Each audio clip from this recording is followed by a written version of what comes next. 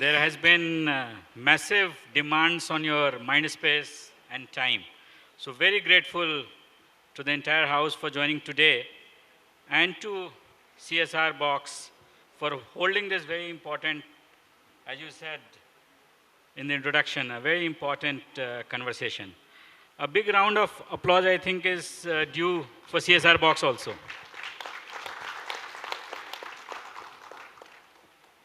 So you have coordinates of the panel, and you have, their profiles in your folders, handouts.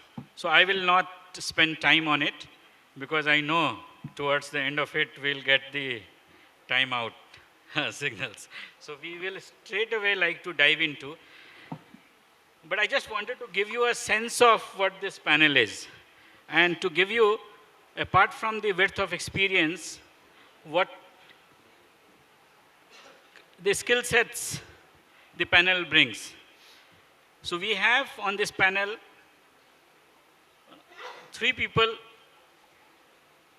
somewhere associated with agriculture, forestry, 2 graduates of TIS, and between the CSR present, you have the entirety of investments, CSR investments, the thematic areas covered around this issue of livelihoods.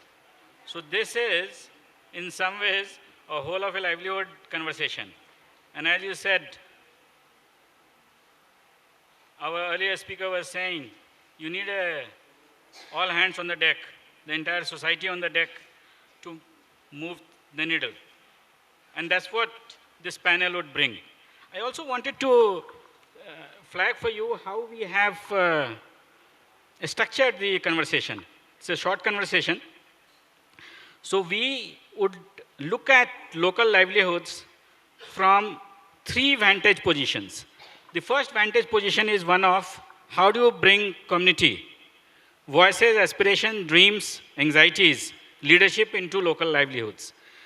And what kind of community we are talking about here and what we would call local. The second is we'll bring models and learnings from the space of CSR and philanthropy on this issue. And the third is the collaborative arrangements that can be forged. And hopefully, CSRBOX is the space inside the room, outside the room, you keep forging collaborations. So we will also talk about that. And the way, today is a very special day. I don't know how many of you would realize 12th October is the day when Columbus landed on the New World. And it is midnight right now in Bahamas, Caribbean. But today is the day when, I'm not talking of the Columbian Exchange, which did what they did to the pre-Columbian Americas. But it is a day of exploration, adventure, and discovery. So in the panel on this very special 12th October, we will explore in the way of discovering a new way. It is the foremost challenge for our nation today in terms of livelihoods, and that too livelihoods which is locality driven. The other special thing about today is, not in India, we celebrate Farmers' Day on our erstwhile Prime Minister Charan Singh. Today is Farmers' Day in US. So together these themes, the Columbian exchange and the farmers, contextualize today's conversation in a very pertinent way. If I would start, we have 2 Vikas on both sides. So if you were looking for Vikas anywhere outside, maybe in this election they will look for Vikas, but it is here. On this panel we have on my right also, left also. So I'm very well placed on Vikas. So if I were to start with you, Garima, what would you say local is? And expanding it to, how your foundation looks at, you have articulated beautifully the 3 framework, which actually captures ECG in a richer way. So if you were to call local, what kind of efforts that are required to bring in communities' aspirations, inclusion issues? Sure. So I think I'll take your questions in two ways. What defines as local, I think, is whatever the community thinks is local.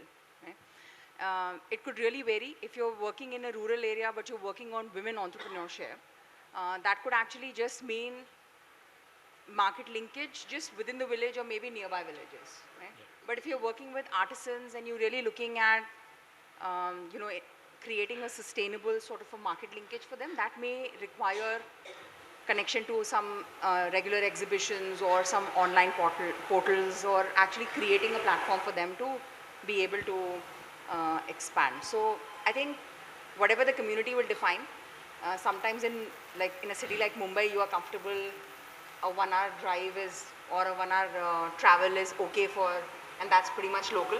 But in rural areas, that may not be true, or maybe some smaller cities, it may not be true, right? So I think whatever the community's definition of local is, that is what is local. Some parameters, of course, that local is, it does not require migration. I think that is a given for sure, right? So if you're working on livelihoods in rural areas, you have to make sure that you're strengthening local economies and not really skilling them such that the market is only available in the cities, and that leads to migration. The second aspect that you brought about is, I think, about how do you layer it with vulnerabilities, right? So you can layer it several. For us, we layer it with focusing on women, we layer it with focusing on small and marginalized farmers in our approach to livelihood. So whatever input we are giving, so that it enhances their income. And there is a lot of local knowledge already that exists, right? It is just about channeling it and sort of giving it an impetus or a catalyst. Thanks, Garima. That is fabulous. The two segments that you brought, women and farmers, they are, as we know in our economy, one of the most, they're getting crowded out from the larger rural economy in a variety of ways. And we are looking at declining female workforce participation rates, whatever may be the numbers, but that's a serious challenge. We have to decile behind our aspiration of high-income country, what you have in OECDs. If, Giresh, if I could come to you, your framing at ITC of today, tomorrow, and the richness of, you have truly, now Ramlila is coming, you have 10 thematic areas, Dashavatar, 10 dimensions of development you cover under your today, tomorrow engagement. How would you look at local? And also, if you could, bring out some insights from your work with the government, which is massive. Actually, in terms of the footprint, it would be one of the largest footprint that a corporate has. Yeah, thanks, Anish. First of all, thanks to CSRBOX for bringing all of us together. So in ITC, it's a social investment program. We don't call it CSR just because, it flows from the corporate values, which talks about creating a larger stakeholder value creation, not just shareholder value creation.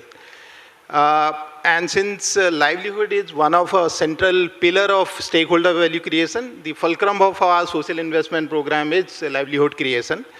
And we very strongly believe that the way we look at business sustainability, we should also look at livelihood sustainability. So for livelihood, making livelihood sustainable on long run, it's important that we not just think about livelihood today, but also invest on making livelihood sustainable tomorrow. And that's two dimension where we work on. We say that one needs to create sustainable livelihood today and build capabilities for tomorrow so that these livelihood can sustain. For doing this, in my opinion, one needs to take a broader approach, life cycle approach or ecosystem approach, whatever you want to say it, whatever you want to call it. The idea is that suppose you want to make livelihood sustainable in future, you might have to invest in education today. You might have to invest in healthcare today, because a child who is born today will have a good livelihood if health is good. So that's the two horizon approach, we call it, we try to implement in our area. Coming to your other point about the local, I agree with Garima. It's a very contextual. It depends. We work in 25 states. So what we realize is that it varies from state to state. It varies from stakeholder to stakeholder. We don't call it beneficiaries. We very strongly believe on stakeholder. So for women, for ultra poor women, for marginalized community, maybe a very hyper local is local. For a region, let's say Bihar, or where people have tendency to go out, they are okay with moving out. So for them, Bihar might become, or Hindi belt might become a local. So it's a very contextual, in my opinion, local. And your third point about partnership, in our opinion, we very strongly believe that a corporate alone cannot solve the problem which we have in this country. The only way we can achieve what we want to, create a impact at a scale is to build partnership. These partnerships could be between NGOs and corporate. It could be between corporate and government. So today we have in India 87 formal partnerships that we have signed with government. Starting with first partnership in 2005 that was on watershed in a district called Bhilwara. So yes, whatever we could achieve today, it's just because we have very strongly believed in partnership, and again that value we draw from our business. Yeah. Thank you so much, and particularly for bringing out all these three distinct elements, the two horizon approach, and particularly the last point that you made, Giresh, in terms of partnerships with government. The entirety, the Constitution mandates the state for social and economic equality. So it is the state's responsibility, and we partnering with them actually further and strengthen the state to do that. And that's the way to look at leaving no one behind and including everyone. So thank you for bringing out those 87 partnerships. And all of us are aware of ITC's massively successful partnerships across board. If now I were to turn to my right, and the right, Vikas. So while you are with Chambal, but that's, a very, there's only one facet of the wide diversity of work that your group does. At one end you have where we get our pizzas and what you have Jubilant. At the other end is, so you actually cover the entire spectrum. And I would like you to spotlight the two sections in the society which are losing out, women and young farmers. They said, I come to you with a focus on young. Young are also, today we are a nation with the largest people outside of what they say NEET, not in education, employment or training. Is the largest, in terms of the population density also it is, maybe Hamas, the Gaza Strip is poorer than us, but you know what is happening there. But if you were to talk of a large country, no one measures up to. If you were to talk about your work around skills, ITI, the new industrial revolution as one is talking about. Yesterday we had the announcement of My Bharat, again looking at youth. So I'd like you to spotlight this segment of youth, and how do we include them in this journey of local livelihoods? Thank you very much, Anish.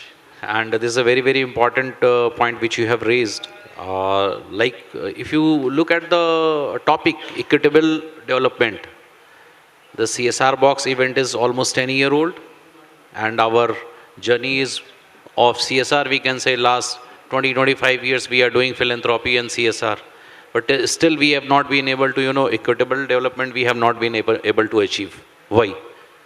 Why we have not achieved? Because we are not that structured. If you look at the 3 industrial revolution around the globe, we were way behind.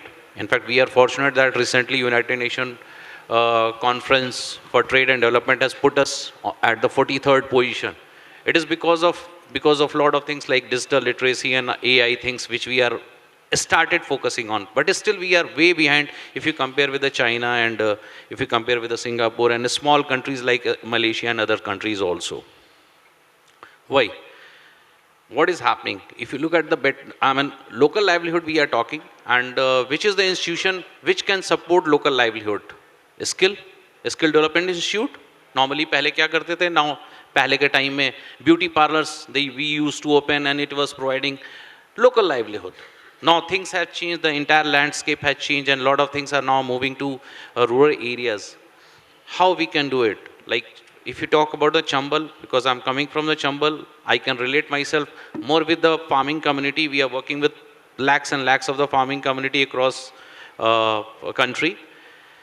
So I'll take 30 seconds, Anish, and to explain you, we adopted one of the ITI, which is ITI Sango. That it was in a very dismal condition. It was in a very, the condition it was about to, close. We adopted this ITI with the partnership with the government, central government. It is one of the best ITI of the Rajasthan, which is every year producing more than 400 candidates and 100% candidates are getting placed. They are getting pre-placement offers, which normally happens in engineering colleges. Why can't it be replicated? It is a matter of only, passion. It is a matter of the things which all the corporate philanthropic institute has to, come up. Many times we are only focusing on CSR. How much money is coming from the CSR? It is hardly 30,000 crore. But if you look at the philanthropical part, the money coming from ultra high income group, a lot of FCRA fund is coming. It is more than 1 lakh crore. Where it should go. It should go in a very structured manner, in a very planned manner, so that it can focus on skill development. We adopted few of ITIs. Our ITIs has started producing good students, but it is not matching the industrial need. Even I am accepting it, because what is required, if you look at the industry 4.0, so we need to focus on the data analytics, we have to focus on the IoT, we have to focus on the AI. And in ITIs, even in the Polytechnic, it is not taught. We have started up. We are collaborating with the government of Rajasthan, also with the government of India, so that we can focus upon it. Like one of the things which we have started is like drone technology. We have already submitted our expression of interest to start drone technology in one of the center, because we are in agriculture. And drone is a game changer. Drone is going to be used everywhere. It's already in news that drone is going to use for application of fertilizer, for crop protection chemicals also, for land mapping also. It is going to, everywhere. So drone, for the delivery and for other things, because those agencies are having money power, so they can start. Or already Drone Shakti government has started Drone Shakti scheme, which is also going to, I'm very sure this is going to be a game changer for as far as the farming community is concerned. What Chambal has done, we have collaborated with government. We are collaborating with like-minded organization who are having expertise in AI, IoT, data analytics. Therein, these students can get hands-on knowledge about their technical expertise. Like if the student is having a knowledge of fitter, that fitter and with AI, diesel mechanic with AI, it is going to benefit. We have recently collaborated with Ambuja Cement Foundation, and there we are opening up Chambal Fertilizer Skill Institute. So we are coming up with a two vertical. One vertical is going to help the community or local community. I think because the point that you bring is very important. The way CSRs could themselves work together. Yeah. If you are looking at this kind of example where you're supporting ITI, bringing someone like Ambuja, it matches the Yes. competencies that two of you bring. Yes. And you beautifully brought in the changing landscape and how we need to look at the changing aspirations, also in the changing job market itself. Yes. If I were to come to you, Rachana, and you have been talking about why we cannot look at local as a homogeneous and the various contestations that you have in the local community and the various categories that you have. We have talked about 3 farmer women and young. And if you could also, as you speak about the differentiations, if you could also pick on some of the issues related to the physical challenge and otherwise, and Sure. how you... Sure. So, hi everybody. Am I audible? Yes. Okay, great.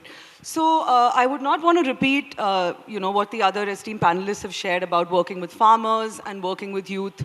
I think one group that we at the bank, at IDFC First Bank, have consciously tried to work with in the past few years is women who are homeless and who are living with mental illness. So in the pandemic especially, I think, the number of cases of women who were homeless, especially with mental illness, had increased. And we work with Banyan Academy for Leadership in Mental Health in Chennai. And we co-created a program which focuses on livelihoods for women. Now, while physical disabilities, I think in the country a lot more NGOs are coming forward, we do think that even in the livelihood space, there is a need to layer and really look at, are you being inclusive towards people with psychosocial disabilities, which is disabilities that you can't see, but is a manifestation of problems that does impact livelihood. And I think one challenge we saw there was that a lot of other, so we started looking for partners who could bring on the EDP element to this NGO program, because we really are inspired and believe in the incubation model a lot. And what we realized is that a lot of EDP organizations had never worked with this segment. So we actually had to sort of reduce that anxiety of these partners and say, hey, you know what? These are women first. There is nothing scary about working with women with mental illness. And I think we had to first work on the stigma of it, and then slowly we formed cooperatives. We realized that a joint sort of initiative where you have people who are neurotypical and who don't have or not on the spectrum of a mental health condition can work well together with women who have been rescued from homelessness. And that joint effort not only helps you sort of beat the stigma, but it's also a safe space where if a woman is not functional, say today, her earning isn't stopped just because she isn't functional. I think if it's a collaborative model that we had adopted, so we had women groups who were making, who were into masala making, then we had women who had actually set up a canteen within the premises itself, and then it moved on outside where a cafe is going to be set up soon, where regular people can walk in and out and order, and so on and so forth. So that's one area that we've had the privilege of working on. And apart from that, we've also, we actively work in the dairy farming segment, but I think we'll come to that later. Yeah. Thank you. Thank you so much. And this actually gives us the entire, the comprehensiveness of when we talk of community, and the fragmented character of the community. And if I could come to you, Vikas, we have on this floor itself CSR, so of one kind where there is B2C, the other is B2B kind of linkage. And I guess in the room also you would have that kind of a mix. How do you look at, when we talk of local livelihoods, how do you look at, in terms of approach between B2C, B2B, and what opportunities you see for B2B? In some ways, you are not tied down to a location in some ways. So how you look at, and if you could share from your experience. Yeah, thank you, Ashish ji, and my esteemed panelist has brought on a lot of insight. And I represent Arcelor Mittal Nippon Steel. We are in the 4th year of our operation. And as I understand, as we understand as a company, it's very important for us to work which is significant and which is to the local context and environment. Any livelihood has to be mapped, a proper livelihood mapping has to be done, and because any foreign opportunities you bring it will not sustain, right? The local community where we are having our operations and we work with the local communities, we try our endeavor to map their skills and potential of which the local environment has, and how we can leverage that, strengthen that, and make it as a win-win proposition for the community as well as for the company. For example, we require a lot of small phenol in our company for our, for our guest houses, for our plants and all that. We have developed that micro enterprise with the women, ask the admin team and the vendors to procure a phenol, and also the neighboring industries. Just a small example. where we have also worked with a self-help group where in Paradeep, where we have operations where people are already skilled in dry fishing farming. So we are working with that group and developing a value chain and proposition for that. And similarly like mushroom cultivation. So basically mean to say that already the community has certain skill potential which we need to map, develop, have a partnership model with organization who can scale it up, develop that market linkage, develop that value chain to sustain that, because community ownership is very much important, right?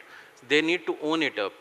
So it is very important to make any livelihood intervention sustainable when it is contextual to the local environment and the local needs. So with this endeavor, we are also working in a lot of livelihood interventions in local, like as I mentioned, whether it is farm-based or non-farm-based activities also. We have collaborated with a lot of organizations and also with the government. And as Garima was also highlighting, we have also, there are a lot of vulnerable groups, right? So any one livelihood option cannot serve the entire groups, right? So there are different livelihood interventions that we have planned for farmers, for adolescent girls, for youth. So and all these areas that groups, youth, we have a different, we are coming up with a different livelihood programs. Thank you so much. And the point that you highlight is very important. If we have to look at a comprehensive locality approach, we have to look at the differentiated characteristic of the community there. And in some ways, we would like, when we open it to the floor, to look at this whole dimension from the panel that local is equitable. And if local is equitable, how do you, in a country which is, wants everything top down and driven by, say, My Baap Sarkar, or nowadays you have My Baap companies also. So in that context, how do you look at local as equitable? And we will come back to you for your guidance on it. But if we now shift to, concrete examples from this very august panel, as I said earlier in the opening, they combine the entirety of experience in this space, and they bring that. So if we were to bring some couple of concrete examples with each one of you, Giresh, if I was to ask you about, you are the largest, one of the largest, I don't know if someone contests that, FMCG brand in India. You work with farmers extensively across board. What spaces you see for value chain integration? You were talking about the example earlier of Munger. And also, how do you fit in with large programs that, say, the government launches? So we have 10 minutes, and that, I guess, you will allow some interaction with the floor also. So we'll take 2 minutes each to come up with our interjections. Yeah, I think this point is very pertinent. Whatever we do, unless we try to link it with our value chain, it will never be sustainable. It will remain one of our activity where, whenever you have money, you will invest, otherwise you will pull back. I think it's important that whatever we do, we bring value back to the organization. And I'll give one example from our own experience. In ITC, as I said, the value creation or a stakeholder, the livelihood creation is one of a pillar of value creation. And for farmer, livelihood creation means you need to look at different agriculture issues. So we worked extensively on water. And while it helped farmer, it also helped ITC to become water positive company. And today it's been more than 2 decades. So this program of water is helping ITC also in a way to become water positive. I think that's the way we can design our own program where it brings value back to the organization. Wonderful. Thank you. Rachana, if I were to come to you, you keep talking about how non-profits, you know, need a different mindsets. So two and examples, if you could bring from your experience. Sure. So we run a program at IDFC First Bank called Shwet Dara, and so I think the way this program really differs, it's a dairy farming based program where we're looking to enhance the livelihoods of marginal dairy farmers by improving their cattle's milk productivity. But this is completely run by women called Gram Sakhis at the field. The way this program is different and the way we really look forward for partnerships is to work with nonprofits that are not looking at us for funding endlessly. We are here as a long-term donor, but we always, like our first question when we meet a partner is, are you ready for us to think of an exit plan right when we're signing the MOU?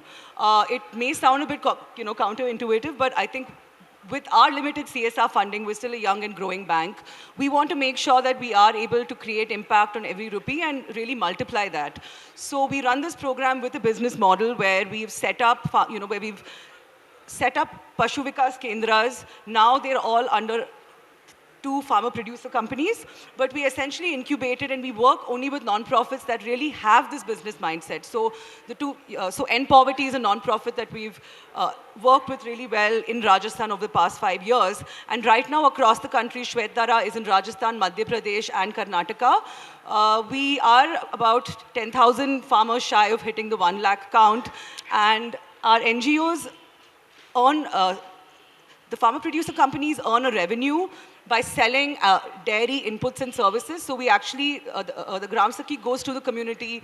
She offers services of artificial insemination, cattle feed, mineral mixture, and so on and so forth. So this program is really powerful. It's becoming a movement because we're realizing that there's so much more community ownership and value when they're part and a shareholder and part of the board. And the dependency on CSR funding year on year reduces because we're able to offset operating expenses with the revenue coming in. Thank you so much. You bring a very interesting point that we knew only existed in private equity. Think of exit before entry.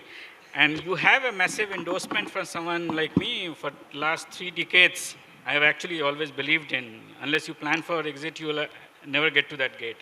These days, they show you how to exit when there is a fire.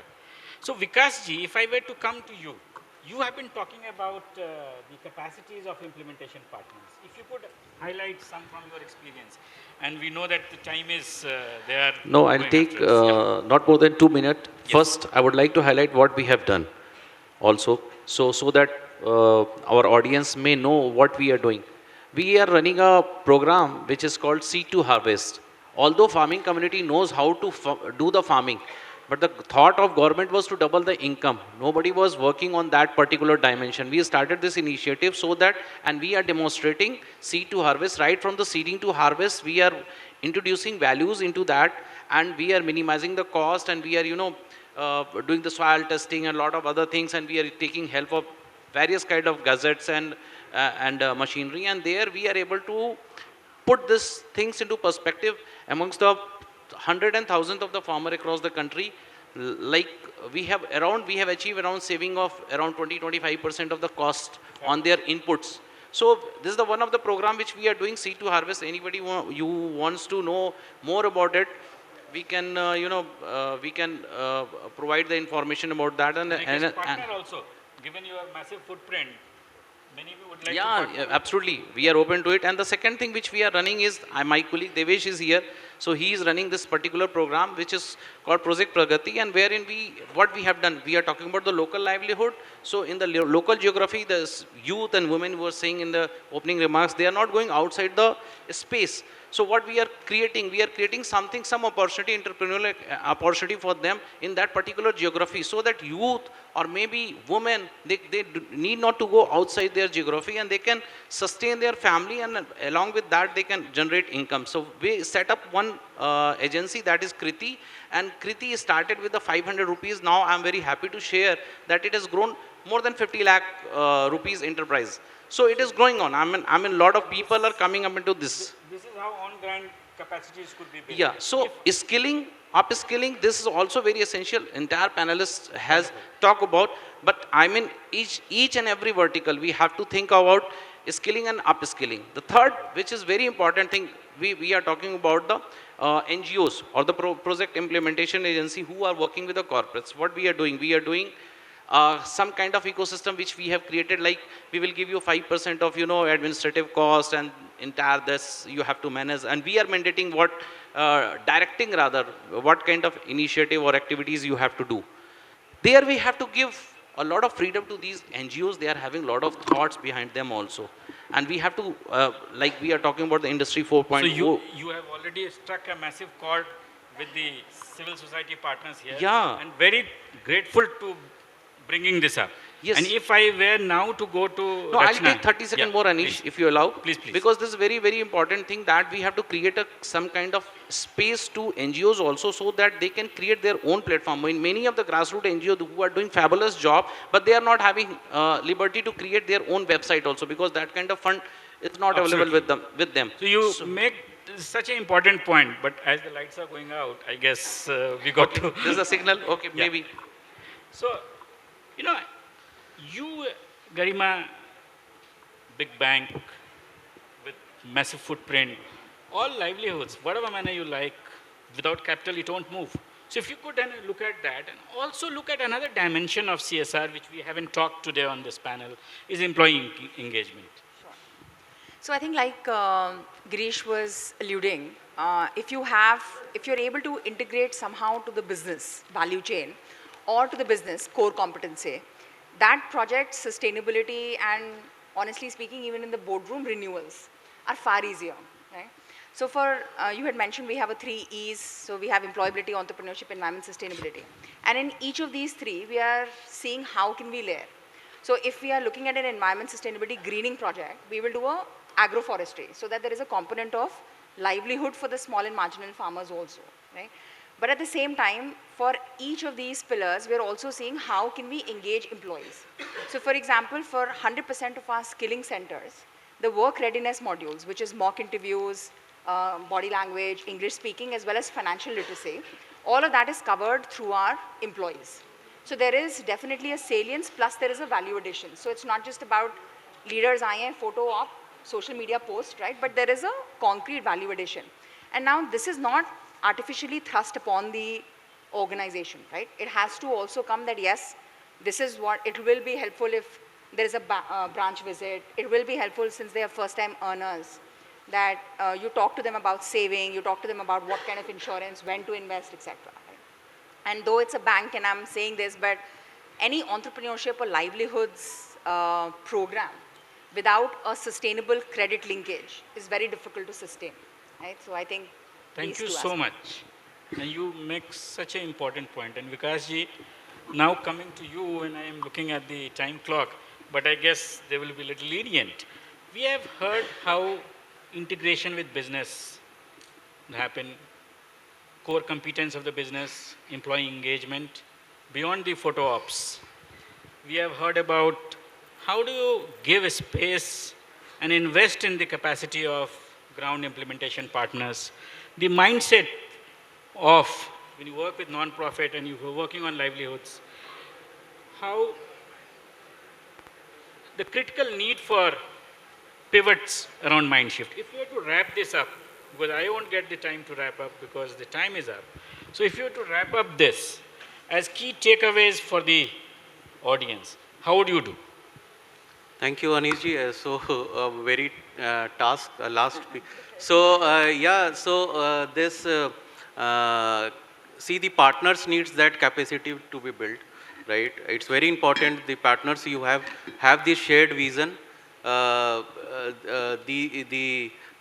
the same understanding, and to build that, you need to provide them that space and resources to enable that, to achieve that objective. That is very much important. Definitely, this needs to be strengthened. Various engagement that you have frequent reviews, monitoring of the activities, engaging, encourage the ideation happening and implementing that, and sustainability at a core, should always be there, as said, because any support or any project will be a time bound as we speak. There has to be an exit strategy, sustainability. So these are some of the key areas that needs to be taken care. Wonderful. You have put these 2 points, and both are very important. Invest in partners, partnership building. Just as corporates should do assembly line, supply chain building, invest there, do it with the partners also. 1. 2 is, the central piece of the work is sustainability. And in the earlier round, we discussed local is equitable. These are the 3 messages. And don't treat community as homogeneous. It is differentiated, requiring differentiated strategies and approaches. So these are the 4 takeaways. And if I can ask the organizers, is it a hard stop, or you have some time for us to engage with the house? Hard stop?